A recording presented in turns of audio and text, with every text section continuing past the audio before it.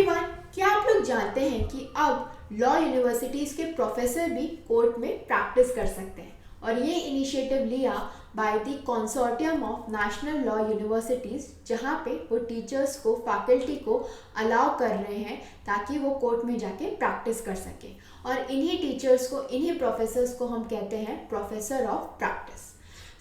आज के मेरे वीडियो में मैं इसी से रिलेटेड जो गाइडलाइंस आई हैं उनके बारे में डिस्कस करने वाली हूँ। लेकिन उससे पहले मैं आप सभी से रिक्वेस्ट करूँगी that please do like, share and subscribe to my channel. अगर हम बात करें नेशनल लॉ यूनिवर्सिटीज़ की, ये हैं एक तरीके से पब्लिक लॉ स्कूल्स इंडिया के अंदर, and these were formed pursuant to the second generation reforms for legal education which was sought to be implemented by the Bar Council of India. Initially जब हम लॉ के courses की बात करते हैं तो हमने सुना है दैट ग्रेजुएशन के बाद जो 3 ईयर LLB है वो होता था, लेकिन क्योंकि लॉ का जो स्कोप है वो इतना बढ़ता जा रहा है, so now we have new courses जहाँ पे 5 ईयर लॉ कोर्सेज भी हैं, जैसे BA LLB, BBA LLB, BSc LLB, and all these were the result of these national law university. India के अंदर पहली नेशनल लॉ यूनिवर्सिटी जो स्टैब्लिश हुई थी वो स्टैब्लिश हुई थी 1988 के अंदर इन बैंगलोर, जिसे हम NLSIU बैंगलोर के नाम से जानते हैं। करेंटली इंडिया के अंदर 23 NLUs हैं और इन सभी NLUs के अंदर एडमिशन लेने के लिए आपको देना पड़ता है कॉमन लॉ एडमिशन टेस्ट, जिसे हम क्लैट भी बोलते हैं। अब इन्हीं NLUs की प्रॉपर फंक्शनिंग के लिए, अच्छे से ये फंक्शन कर सके, बना एक consortium of national law universities, जिसे आप association of national law universities भी कह सकते हैं।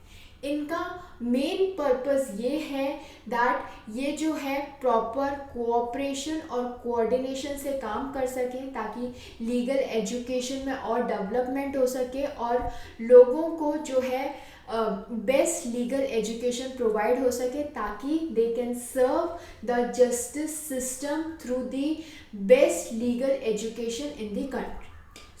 इस कंसोर्टियम ने ही जो है ये इनिशिएटिव लिया that now the law professor should also be allowed to practice in the court. उनका ये कहना था that by not allowing the law teachers to practice in the court of law we are harming the legal system, क्योंकि जो law teachers हैं वो उतने ही important हैं लीगल सिस्टम के लिए जितने कि लॉयर्स और जजेस होते हैं।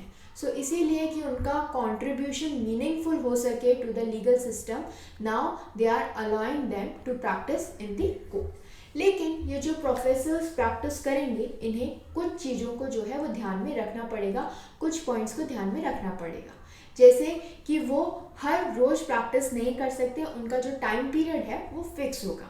For example, they can either work for 3 days in a week या फिर maximum 15 hours in a week. इससे ज़्यादा वो लिटिगेशन नहीं कर सकते।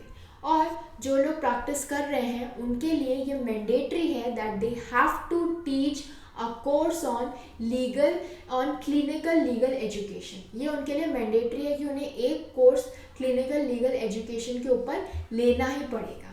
साथ ही साथ ये भी कहा गया दैट ये जो प्रोफेसर्स हैं, जो टीचर्स हैं, they will take pro bono cases, यानी वो अपने क्लाइंट से जो है वो चार्ज नहीं ले सकते, पैसे नहीं ले सकते। And in case they are taking any charge from their client, वो जो चार्ज उन्हें मिलेगा, वो जो अमाउंट उन्हें मिलेगा अपने क्लाइंट से, उसे उन्हें स्प्लिट करना पड़ेगा in the ratio of 60:40 between the teacher and the university, यानी उन्हें यूनिवर्सिटी को भी जो है वो कट देना पड़ेगा।